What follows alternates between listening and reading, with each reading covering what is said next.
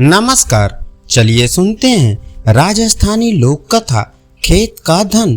पुराने समय में एक राजा था, बहुत ही उदार, न्यायप्रिय और प्रजा का ध्यान रखने वाला। उसके राज्य में लोग सुखी थे, कोई भी अपराधी बिना सजा पाए नहीं रह सकता था। कुछ समय बाद राजा के मन में घमंड आ गया। वह सोचने लगा, मैं कितना बुद्धिमान हूँ, प्रजा का कितना अच्छी तरह से पालन कर रहा हूँ, दूर दूर तक मेरी ख्याति है।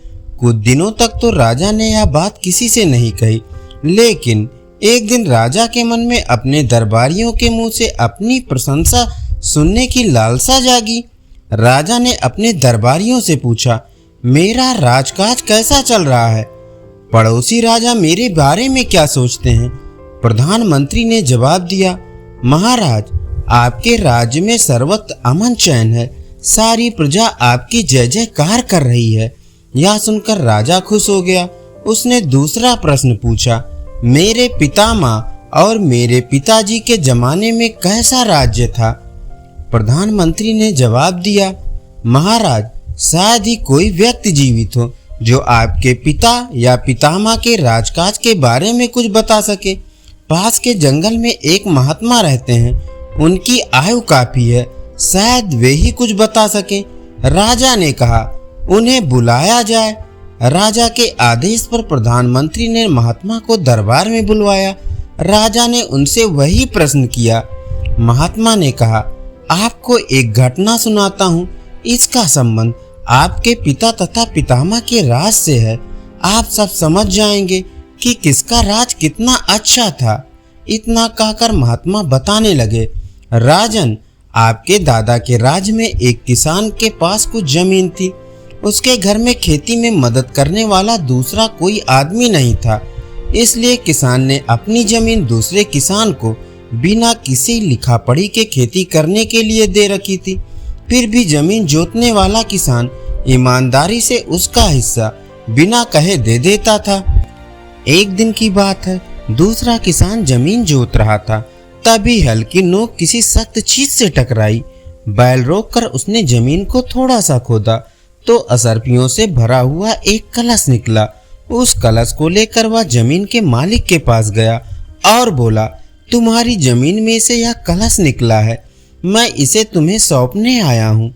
पहले किसान ने कहा, तुम भी कैसी भोली भाली बातें करते हो, मैं जमीन तुम्हें दे चुका हूँ, जमीन में जो कुछ निकले वह तुम्हारा है, चाहे अनाज हो चाहे असरफी, मुझे तो सिर्फ फसल का हिस्सा चाहिए। इस बात को लेकर दोनों में काफी देर तक बहस हुई, पर कोई भी उस कलश को लेने के लिए तैयार नहीं हुआ।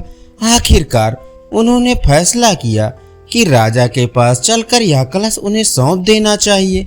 दोनों किसान आपके पितामह के पास आए और बोले, महाराज, यह कलश राज्य की भूमि से निकला है, राज्य आपका है, इसलिए इसे आप रखें।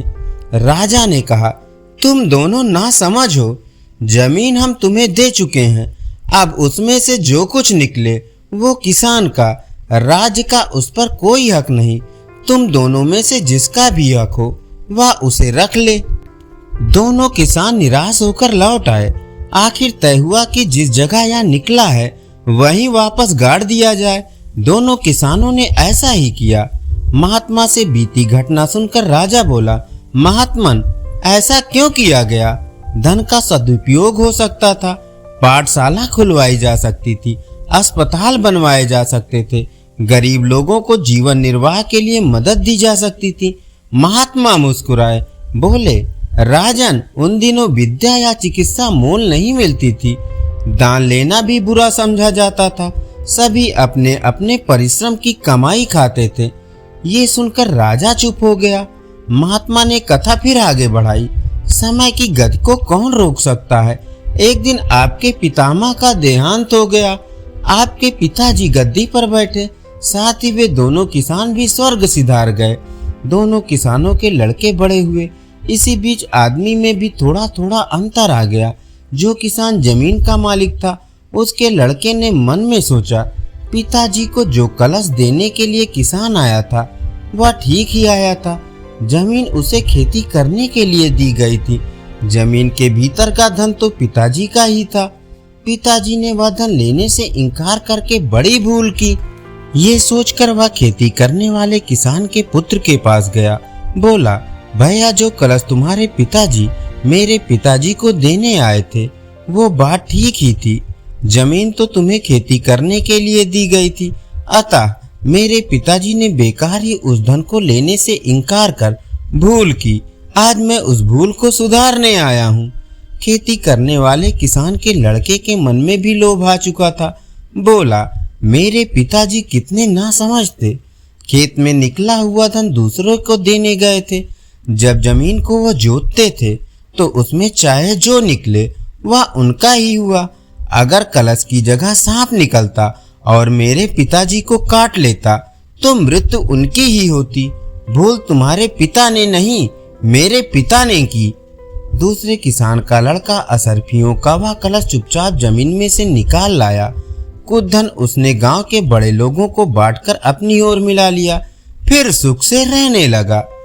कुछ देर रुककर महात्मा ने कहा, राजन, वह तो हुई दो किसानों की बात, इधर आपके पिता के मन में भी लोभ समाया। सोचने लगे कि जमीन के भीतर का धन तो राज का ही होता है, वह किसान का कैसे हुआ। यह सोचकर आपके पिताजी ने सिपाही भेजकर किसान के पुत्र से कलश मंगवाया। किसान ने साफ मना कर दिया। कहा, राजा तो जमीन दे चुका है, उसमें जो कुछ निकले वह जमीन जोतने वाले का है। राजा जी चाहे तो मैं 10-20 आदमियों को लेकर हाजिर हो सकता हूँ, वे मेरी बात का समर्थन कर देंगे।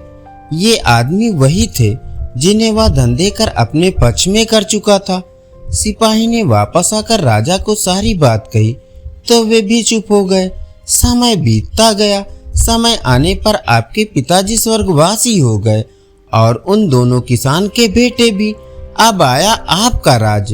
हर बात के कायदे कानून बन गए। अदालतें और पुलिस थाने खड़े हो गए। मुकदमा लड़ने के लिए वकील बैरिस्टर भी पढ़ लिख कर तैयार हो गए। उन दोनों किसानों के बेटों में भी उस स्वर्ण कलश को लेकर वाद विवाद खड़ा हो गया। अदालत में मामला गया तो दोनों किसानों को सजा हो गई।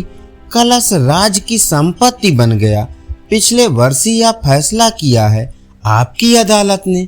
अब राजन, हालत यह है कि वो असरफियों वाला कलश तो आपके खजाने में है और वे दोनों किसान आपकी जेल में, क्योंकि आप जैसे न्यायप्रिय राजा के राज्य में कोई अपराध करके सजा से कैसे बच सकता है।